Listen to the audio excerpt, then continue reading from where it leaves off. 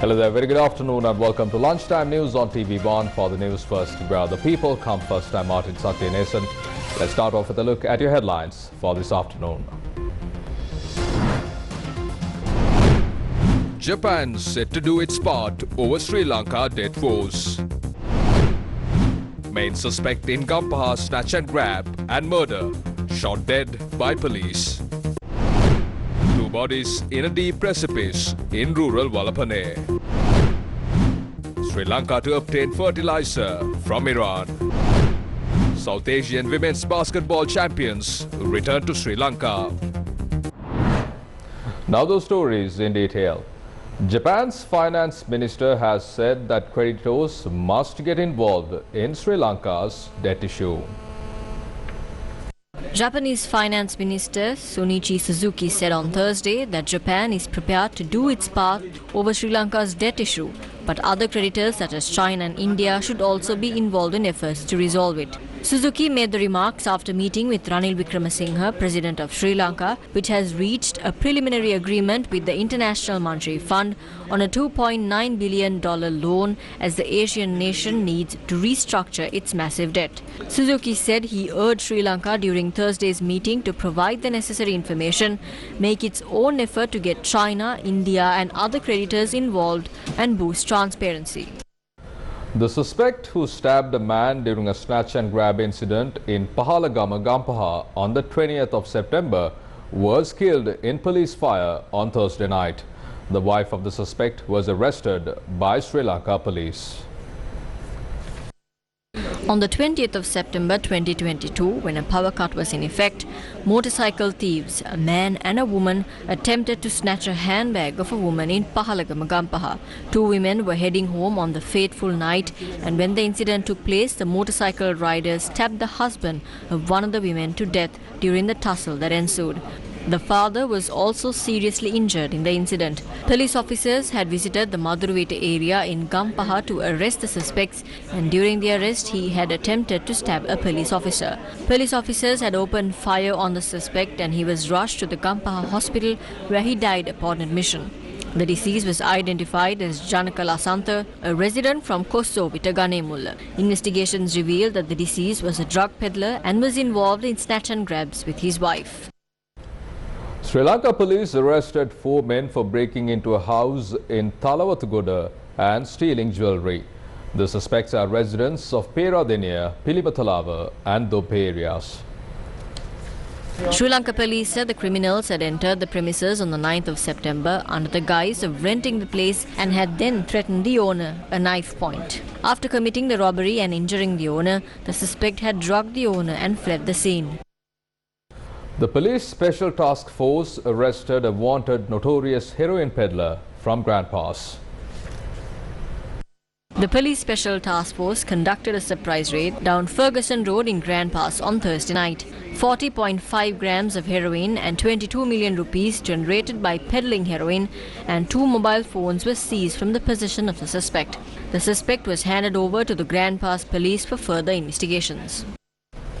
A police investigation is now underway after reports claimed that 2 bodies were seen in a precipice in Valapane. Sri Lanka police said it launched an investigation after it received report that the bodies of 2 people were lying deep inside a precipice in the Kurundu area in Valapane.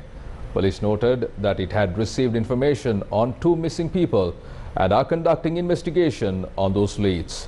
Reports said that no one has been able to reach the precipice in question. President of the Association of Health Professionals, Ravi Kumude, says that the National Hospital in Colombo does not have the facility to conduct around 20 mandatory tests. He notes the authorities are not interested in obtaining required chemicals for these tests to be conducted.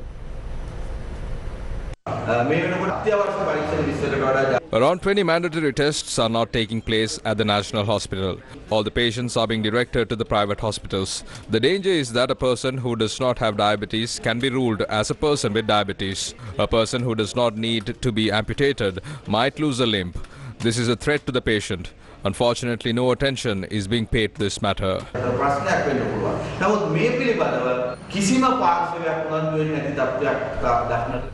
Speaking to News First on the matter, Director of the Colombo National Hospital, Kumara Vikramasinghe, noted, despite a short supply, tests have not been postponed or rescheduled.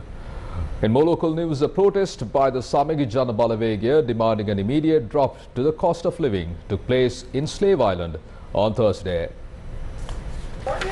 The protest in Slave Island by the Samagi Janabalawegya against the rising cost of living was joined by local residents as well.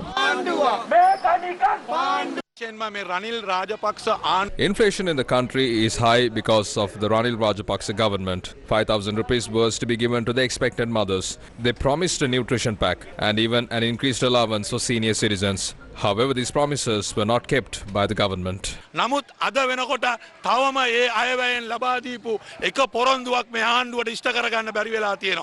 group engaged in a protest until late Thursday night and lit candles and torches as well.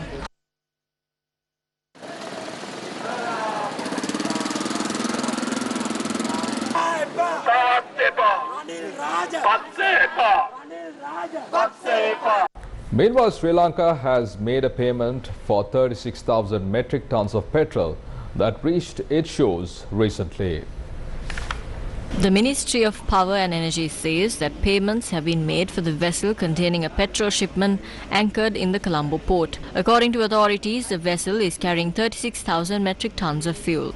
However, another two vessels carrying diesel and another vessel with a petrol shipment have been anchored at the Colombo port due to the non-payments. The Ministry of Power and Energy has decided to install solar panels for free of charge in monasteries and religious learning centers using the Indian credit line. The ministry said that it has informed the Ministry of Buddha Sasana and Religious Affairs to provide a list of institutions that are eligible for the program. Furthermore, the Ministry of Power and Energy said that it will start a program to provide solar panels to other temples and religious places through a bank loan system.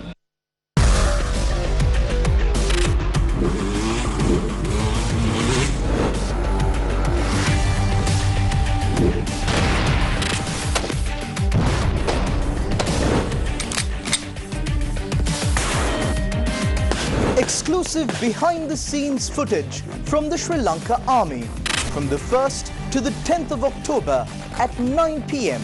on TV1. While economic pressure persists, farmers are struggling to sell the crops they work so hard to cultivate. A group of farmers in the Matale district is a few of the many facing the brunt of the prevailing prices. Farmers who have paid thousands of rupees to buy fertilizer for their fields have their yields drop around 50%. They allege that while both Valigamur and Handungamur rice warehouses have been closed, the country's paddy is sold at low price. The farmers point out that they have been heavily impacted by the government's poor paddy purchasing mechanism.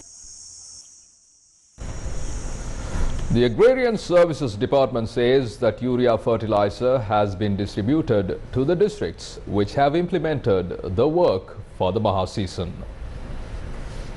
The Commissioner General of the Agrarian Services Department, AHML Aberatna, said that the stock of urea fertilizer has been sent to the districts of the northern province, including Jaffna and Kilinochchi. He further added that fertilizer stocks are being sent to Ampara, Trincomalee and Batiklo districts.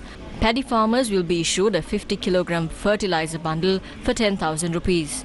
The Ministry of Agriculture has decided to obtain fertilizer from Iran following a meeting with the Iranian ambassador recently. However, importing fertilizer from Iran has become an issue given international sanctions imposed on a Middle Eastern country. The Agriculture Minister said the necessary applications will be made via the Foreign Ministry. VForce on Friday was taken to Kandy by train for a special project at the Diganapeksha Children Home. We now cross over to News First, Ranmali Nanayakara for details. As we celebrate Children's Day tomorrow, Sri Lanka's largest volunteer force, the VForce, is here at Diganapeksha Children's Home in order to bring a smile onto these children's faces and make their day extra special. We also have our Voice Teens Season 2 winner, Pranisha, with us. I would like to ask from her, how do you feel about today? Hi, today we all gonna enjoy the day with the children, so very happy. Thank you, and I'm Ranmali Nanakara reporting for News First. Siobhan Daniel, the Executive Group Director of the Capital Maharaja Group, was also at the VForce program. We're extremely pleased to take up such a task after quite some time. We saw the energy these youngsters brought into the initiative, their attitude towards what they're doing. We saw that energy on the train as well. The youth of our nation is fully capable of overcoming any challenge the country throws their way.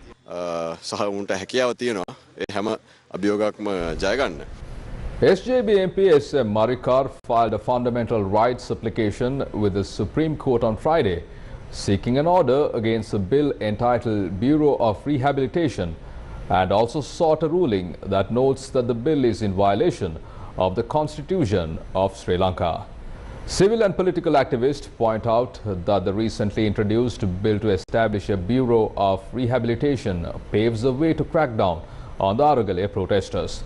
They allege that the bill will also allow Aragale activists to be detained for a long period at rehabilitation camps. Justice Minister Dr. Vijayadasa Rajapaksa on the 23rd of September presented the bill titled Bureau of Rehabilitation. More details on this bill will be available on www.newsfirst.lk.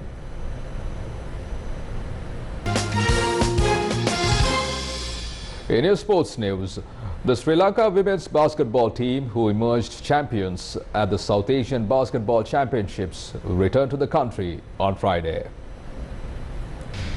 Match 5 of the South Asian Basketball Association Women's Championship 2022 between Sri Lanka and the Maldives took place on Wednesday evening in Malé, Maldives, in front of a packed crowd, including the Maldives President and Vice President. Sri Lanka took the lead at the end of the first half with a score of 46-22. Sri Lanka continued to dominate the game and won 72-59 and won the title of South Asian Women's Basketball Champions for the second time. News from the world of cricket. Indian legends qualified for the finals of the second edition of the Road Safety World Series after beating Australia legends yesterday. Simply log on to our website www.newsfirst.lk for the News First, where the people come first. I'm Martin Satyanesan. You take care and stay safe.